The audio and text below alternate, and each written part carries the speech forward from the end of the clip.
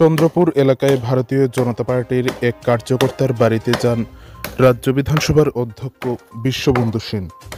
17 মে শুক্রবার সকাল আনুমানিক 11টা নাগাদ উত্তর ত্রিপুরা জেলার জেলা সদর ধর্মনগর শহরের চন্দ্রপুর এলাকায় অবস্থিত ভারতীয় জনতা পার্টির এক কার্যকর্তা মনীষ নন্দী কিছুদিন পূর্বে প্রয়াত হয়েছেন। একে কেন্দ্র করেই আজ ওনার বাড়িতে ধর্মনগরের বিধায়ক তথা রাজ্য বিধানসভার অধ্যক্ষ বিশ্ববন্ধু সেন যান। সেখানে গিয়ে তিনি ওনার পরিবার পরিজনদের সাথে কথাবার্তা বলেন এবং মনীষ নন্দীর আত্মার শান্তি ও সদ্গতি কামনা করেন।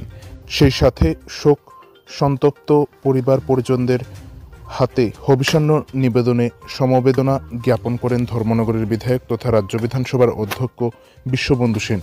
যেখানে বিশ্ববন্ধু সেনের সাথে উপস্থিত ছিলেন ভারতীয় জনতা পার্টির ধর্মনগর মণ্ডলের যুব মোর্চার সভাপতি তথা পুর পরিষদের কাউন্সিলর রাহুল কিশোর রয় সহ অন্যান্যরা।